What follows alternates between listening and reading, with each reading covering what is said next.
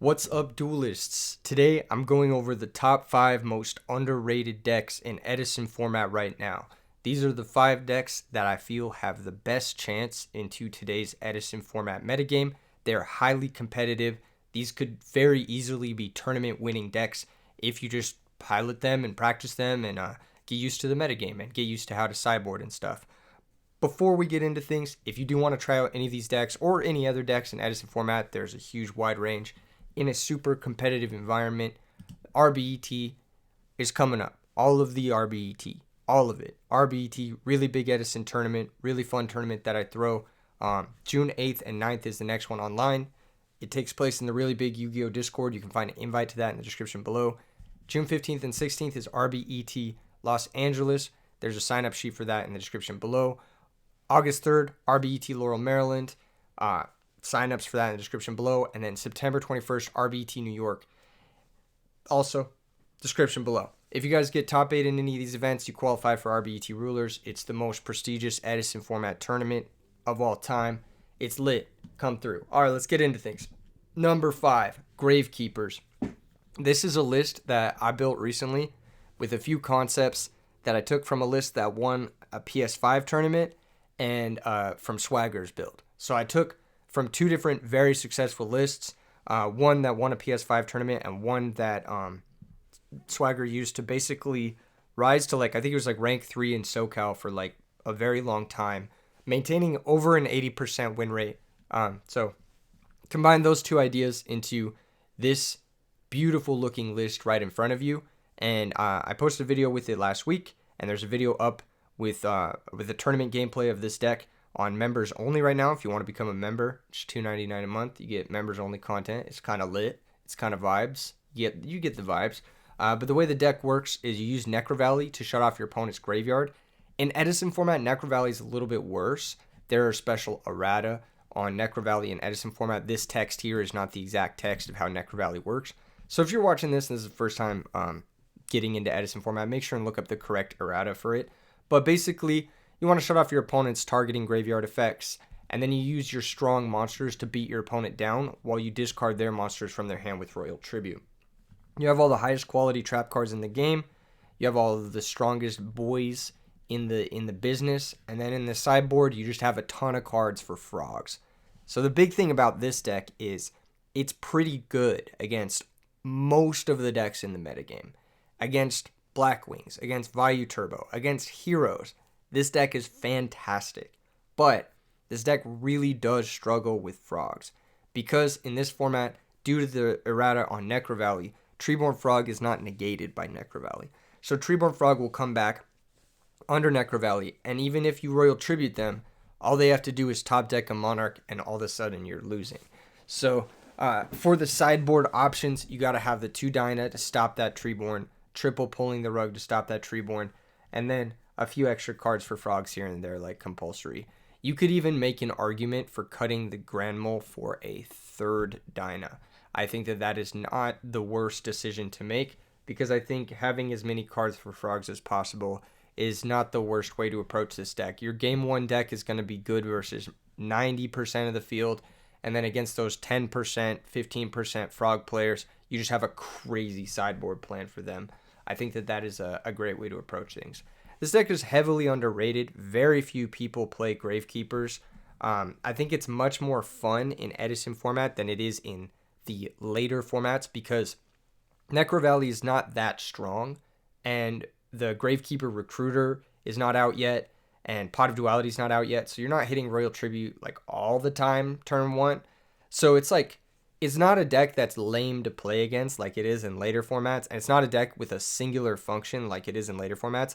There's a lot of nuance to this deck because when you don't draw Royal Tribute, you have to play a very different game with this deck, and that's where the skill comes in. I think it's very skill testing in this format specifically, and it's probably the least fun of the 5 decks I'm going to show you here today, but that's why it's my number 5, but definitely is underrated by a lot of players.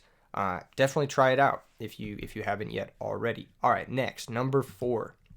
Number 4, we've got PK1M0N's Diva Teleport Dad deck that he made it to top 20 on the Dueling Book ladder with. Now, I don't give a lot of credit to the dueling book ladder. There's a lot of meme players. It kind of rewards volume more than anything else. But to do it with a fresh new take on Diva Hero is pretty impressive. And I think Diva Hero is the most underrated of all of the hero decks. A lot of people like to talk about the Alias decks or the Dark Gaia decks or whatever, but I think Diva Hero gets the least love. I've even seen some tier lists recently not even include Diva Hero, which is crazy because it's a tournament viable deck. Like, it is a deck that could easily win a tournament, especially with this pop-in list. I think this list does very well into the metagame. I think PK, I'm going to shorten his name for the sake of me not having to read 16 random characters every time I want to talk about him. I think PK definitely solved some issues that the deck was having by including the Krebins and the teleport and by having a very specific sideboard plan. So what's interesting about this deck is that game 1, you have triple Fiendish Chain, you got the Trunade, you got Dark Armed, you've got a lot of powerful like OTK enablers. Then game 2, you kind of side into this weird stun deck. You just take out 9 cards, usually, against all of the popular matchups. He wrote a very interesting piece on sideboarding in the edisonformat.com sideboard. Make sure and check that out. But basically, the concept is that against most of the meta matchups, game 1, this is your best configuration. And then game 2, you have 9 cards in the sideboard for any meta deck that you can bring in. And then about a quarter of your deck becomes very aggressive sideboard hate versus all of the most popular meta choices, which is beast. It's actually so good. And when I was playing this deck in a very recent video, which I'm sure you can find on the channel, it felt strong. It felt really strong. Every hand I drew with this deck felt like a very competitive hand. I felt like I did not have... I felt like I always had a fighting chance. I felt like if I navigated things correctly, I could come out on top and win, which is exactly what you want from a Yu-Gi-Oh deck. Exactly what you want from playing an underrated deck like this. Is like, you want a fighting chance, like a solid win percent if you're playing hot. I think that, like, one thing about Edison format that's really cool is that there are some decks that are underrated, but if you're good, they become much stronger. And I think this is definitely one of those decks. Being able to navigate certain OTKs. There was an OTK in one of the games that I had where it was like, I had a Greffer, a Stratos in my hand, and then I had an E-Tilly. And if you normal Stratos, search Mally, pitch special, Greffer, E-Tilly out Krebins, like, and then there was like 1 or 2 other things I had to do to piece together that OTK. I can't remember exactly how it worked, but check the video out if you want to see that OTK. It rewards you for being able to see really unique combo lines that is kind of reminiscent of modern Yu-Gi-Oh, but while getting to play the old school cards like Dark Greffer and Stratos and stuff, which is really sick. And who doesn't love activating Diamond Dude and randomly flipping a power spell like Miracle Fusion or Destiny Drop? Everybody loves that. It's super fun. So the deck is super tight. The sideboard is really solid. I think the only card that's kind of questionable is the Morphing Jar, but he said it's just kind of like a high roller card that he brings in a lot of matchups just to like cheese people. And I respect that. Honestly, as a gambling man myself, I respect it. The extra deck, very straightforward. One thing that Diva Hero decks can struggle with is the extra deck. But I like that he's just trimmed it to like the least bullshit. No Elemental Hero Gaia, no like random ancient fairy dragon, no Gaia Knight, the Force of the Earth, no Red Dragon Archfiend. It's just the standard best synchros, best fusions. Don't fuck around. The cleanest cut, most simplified extra deck, and I really like it. I really like this list. I'm actually super high on it right now. I'm looking at building it in paper. It's super awesome. E-Telly Krebins is one of my favorite combinations of cards to play in a deck. I like that this deck basically always synchro summons because you have a ton of tuners. You're not stuck drawing anything weird. Yeah, great stuff. Shout out to PK for sharing this list after his successful ladder climb. Pretty dope stuff. All right, moving on to number 3. Number 3 is Volcanic Quick Draw. Now, this is a deck that was actually super popular in like 2021. And then for some reason, everybody stopped playing it, which is crazy because Joshua Schmidt won a tournament with it, and he's like one of the GOATs, like one of the Yu-Gi-Oh! GOATs. You could make an argument he's the best player of all time. He won a tournament with it in 2022, I believe, and then he top 4'd a 200-person tournament in 2024 with it as well. I think. I don't remember exactly, but it's some crazy numbers from Joshua Schmidt. And then other great players like James Ark, a bunch of people like back in the day like Jikes and stuff, tournament winning players were playing this Volcanic deck. And then for some reason, everyone just collectively stopped playing it. And I don't know why, because the deck is still really, really good. And it's exceptionally good now that Blackwings have a decreased meta share. Right now, the most popular deck in Edison format is a hamster deck. It's Vayu Turbo. And this deck is insane versus Vayu Turbo. It's like a 90-10 matchup in favor of this deck versus Vayu Turbo. Like, this is like, if you wanted to build a deck that specifically beat Vayu Turbo, it would be this deck. And then on top of that, this deck has a really good matchup against the second most played deck, which is Frogs. So, can't recommend this deck enough. It's really, really solid. You'll notice a few different changes from like your average quick draw list. We are actually playing the full 3 quick draw. And that's because not only with Dandelion is quick draw live, but also with the Volcanic Shell, he's live. And Volcanic Rocket searching Blaze Accelerator gives you a repeatable discard for Drill Warrior, which is super, super powerful since Volcanic Rocket can add back Blaze from the graveyard. So you create an infinite card advantage engine there with Volcanic Rocket, Blaze Accelerator, and Drill Warrior. Just super powerful Drill Warrior deck. It's one of the best decks to make use of Threatening Roar, which is exceptional against decks like Dragon Turbo, which is super popular. Any sort of OTK strategy like Vayu Turbo, when they do go for their big OTK, you just flip Threatening Roar, and then on your turn, you slap down a Blaze Accelerator, blow up their field, and then make them do it again. And you just keep doing that. And then you've got Pot of Avarice to basically have nearly endless resources. Just a fantastic deck. I really, really like this deck. I think it's one of the most fun decks that I've played in a long time. And I think it's overdue for a resurgence. It has such good matchups against the most popular decks. The only deck that it really does kind of struggle with is Blackwings, but I think with the second Hamster and the Threatening Roars, even that matchup can be dealt with? That's not the right word. What am I thinking here? Can be handled? Can be managed? If you're playing hot, you can manage it. There we go. That's what I'm talking about. In the sideboard, you got the Lone Fire Titanial. You don't main it because then you draw Titanial in game 1, and you never want to draw Titanial. That's it. You basically just don't want to draw it. Nah, you just side it because it's really good against Frogs. And it's also really good, like, going first. I think going second, Lone Fire Titanial is actually kind of like superfluous normal summon. Especially against, like, Raikou Hamster decks. Like, if your opponent just sets a back row, sets a Raikou, like, going Lone Fire into Titanial is not even that good. So that's why the game 1 strategy is good, both going first and going second, and that's normal Volcanic Rocket. Very good going second against Raikou and Hamster, and also very good going first at just getting a random +1 and putting a big body into play. He attacks over Stratos, trades with Alias, attacks over Shura, doesn't get hit by deck dev, which is crucial for quick draw decks. It's just a great card. Just a really, really strong card. Activates when it's flip summoned, activates when it's special summoned, can grab from the deck or the graveyard. Just solid stuff. And then in the sideboard, you got all the Edison classics, Triple Crow, Double Cyber Dragon, Double Vanities, and Double Decree to shut off back row decks because you're super back row light. Most of your interaction post-board is going to be from the Book of Moons, the Battle Fader, and the DD Crows. So that's a vibe. Anyway, number 3 pick. It's my personal number 1 pick on the list, but I don't think it's the most underrated deck because people have played it in the past. They just kind of stopped playing it for no reason, in my opinion. All right, moving on. Number 2. Number 2 is Fairies with Decree. This is actually not my list. I'm not a big fan of playing over 40 cards. However, this is a successful list from a SoCal tournament. I believe it won a tournament in SoCal. And very similar lists have been winning at major events in Maryland as well. So the Royal Decrees have been a new popular choice in these style of fairy builds, as well as Forbidden Chalice and maxing out copies of Book of Moon. This list is maybe not the best example, but I definitely think that this deck is heavily underrated. While this deck did prey a lot on Blackwings, I think it had a pretty strong Blackwing matchup.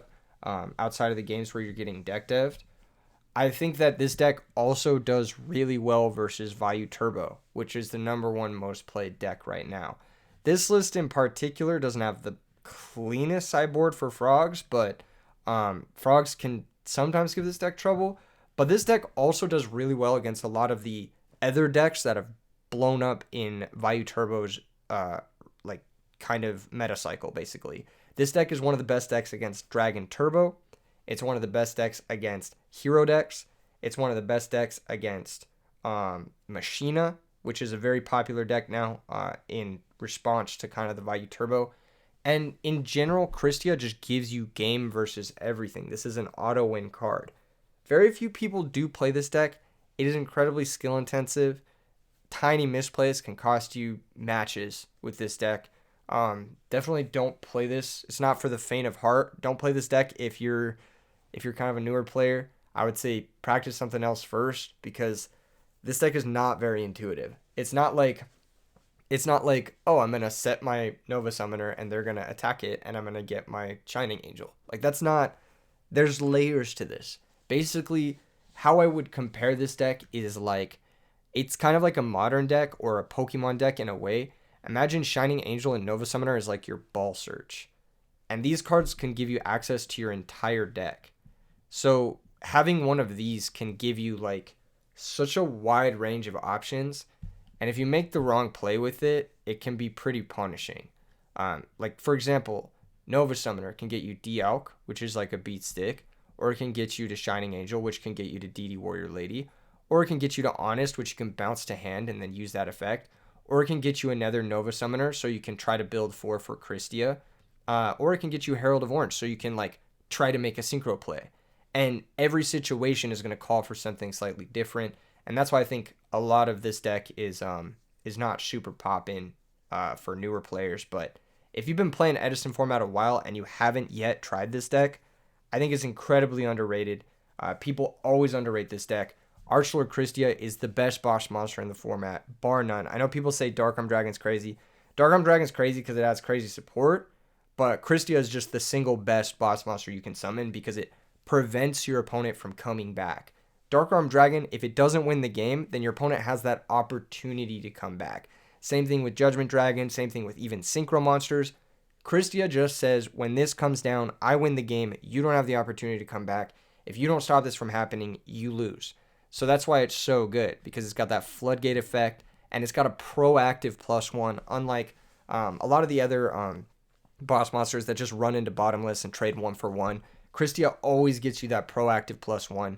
And then even if it does run into bottomless or deep prison, you get to play the powerful Dialk to loop it. So pretty crazy deck. There's a lot of lines in it, like crashing Nova Summoners to get 4 Fairies in the Grave, special Christia, freed to control the graveyard, Cyber Valley, banish itself in a card from hand to add back return from the different dimension, and go infinite on using return, which I believe you should have in this deck. This list should be playing return. It's not, but it should be.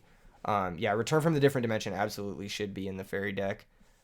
It's like one of the best cards in the deck. You could probably like cut a Book of Moon for it or something like that. Maybe cut one of these back row cards that conflict with the decree for it.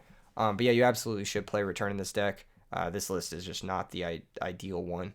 What was I talking about? Oh yeah, you can also use Cyber Valley to banish a card from your hand to get a fairy out of the graveyard to control the grave for Christia. There's just so many like weird niche plays, like Cyber Valley, like mind control, like Crash Shining Angel, go get Cyber Valley, mind control their monster, that sort of thing. There's just so many like niche plays that you would only know if you had played the deck a bunch, using Soul Release to control your own graveyard and set up for your return, which you should be playing in this deck. There's just so many like little things here and there. When to summon Alchemist, when to set DD Warrior Lady, when to summon DD Warrior Lady to play around bottomless. Like if you're going first and you open DD Warrior Lady, do you set it or summon it? Who knows? Mind blown. Usually it's better to summon it there, but like you get what I'm saying. There's so much to this deck. It's super deep, and I think it's really underexplored. People want to play Edison format, who want to take it super seriously. This is a deck that I would recommend to those people. The people who really want to be on a different skill set, be on a different level, and flex on their opponents. And when this deck is played at the highest level, like we've seen with Pro Storm in the past, or with these players who are taking down these pretty big circuit events in SoCal and Maryland, then you can see it's a clear favorite over the field. So very underrated deck, but kind of for good reason. It's not really a new player-friendly deck. And let's move on to number one. Number one most underrated deck right now, I actually think is my most recent Cat Synchro deck. I think this deck is incredibly underrated. Why? Because it makes use of a lot of cards we weren't fully aware of or fully like fleshed out on in a lot of ways. This deck makes use of Instant Fusion, which is kind of one of those cards that we had slept on for a long time in Edison format, and this is one of the best decks to utilize it. It can work with the X Saber, or it can work with the Rescue Cat to make powerful synchro plays, or it can just become a tribute fodder for Caius, which is also powerful. So having that kind of dexterity in utility, kind of improving your going second game plan with Rescue Cat, gives you a lot of options. It gives you a lot of comeback potential. And one other card that I think a lot of people were sleeping on for a long time is Threatening Roar. As the format gets more and more developed and more fast, I should say, the decks become more and more streamlined with their OTKs. Threatening Roar plus comeback play becomes kind of a new meta. In formats before Edison format, when Rescue Cat was at full power, Threatening Roar was the dominant trap card at the time because it was chainable to Cold Wave. It was also chainable to things like Heavy Storm, Giant Trunade, and it would allow you to pivot back to your turn to resolve your Summoner Monk play and Arcanite pop their big OTK push and ideally leave the opponent with 0 resources. So I think because Edison format now kind of resembles previous formats before Edison format that were a little bit faster, because Edison format has become a bit more streamlined, now is the time to make use of the triple Threatening Roar and Rescue Cat again. I believe there was a Nationals winning deck list from the time that played 3 Threatening Roar as the only trap cards in Rescue Cat, and I think that Edison format is kind of in the spot where this matters. The only cards in this deck that I think are like kind of underpowered, given what we've learned about Garnets and like weakness and stuff, is actually Gravekeeper Spy. This card is only good going first and only in a couple matchups. But the way I've learned to play this deck is citing out the 3 spies, the Descendant, and the Dad, and then bringing in your sideboard cards. And that way, you're not stuck with these inconsistent spies going second. You do still have them in the starting position, which is sometimes good, sometimes not, just depends.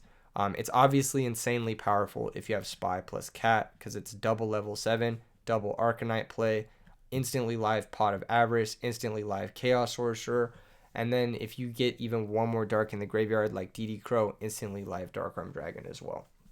I think this deck makes the best use of Dark-Armed Dragon next to, obviously, Blackwings and Zombies, and I think this deck makes the best use of Chaos Sorcerer next to maybe Lightsworn. So you get to play the most powerful boss monsters, you get to play the most uniquely powerful trap card in Threatening Roar to the fullest extent because you have such good comeback plays in Arcanite Magician and like Mind Control, Brain Control, Cold Wave, etc. Cyber Dragon Caius, Instant Fusion Caius. There are so many really insane comeback plays in this deck, and you also get to make full use of DD Crow for the same reason. DD Crow being a hand trap means this entire deck is actually not weak to Heavy Storm, Space Typhoon, Trunade, or Cold Wave, or any sort of back row removal. You completely blank your opponent's back row removal, which is really, really nice. It's just a bunch of powerful cards, and then the Monk, Cat, Avarice plays to facilitate them. And I think that that is a winning formula for any type of game that you want to play. Super underrated deck. I think it does great versus the meta decks right now. It is insane versus Frogs. I feel like this is one of the best decks versus Frogs. It's also pretty good versus Vayu Turbo. Thanks to Cold Wave. I think Cold Wave is really good versus Vayu Turbo. And this deck plays pretty well going second into Raikou because you've got Sidra Caius, Instant Fusion Caius. You've got Monk into Cat into Arcanite. You've got, just a whole bunch of ways to deal with stuff. You've got DD Crows to interact with Vayu. You've got Chainable Back Row to bait the Raikou removal. So the deck just does really well into like common Vayu Turbo openings. So it is still a game. I don't think it has an insane matchup versus Vayu Turbo, kind of like the number 3 deck does. This deck has an insane matchup versus Vayu Turbo, but I think it is a favorable matchup. So definitely a deck worth revisiting. Definitely a deck worth trying out again if you like the Rescue Cat playstyle. I think it's not as intuitive as you might think, And there's a lot of depth to the deck, but let me know what you guys think in the comments below. Maybe there's a deck I'm forgetting that is more underrated than these 5, but I think that these 5 have a lot of potential, and I would not be surprised to see this exact deck list or any of these 5 exact deck lists. Maybe not the fairy one. This list is kind of mid. Shout out New Syntax for not sending me the best. I'm just hating. Maybe the other 4 deck lists. I would not be surprised to see any of these 4 deck lists take a major tournament, like win an RBET or win an Ultimate Time Wizard. I would be like, yeah, that makes sense. I would not even be shocked. I'd be like, yeah, it's about time someone did something with something a little fresh. Anyway, see you guys in the next vid. Peace.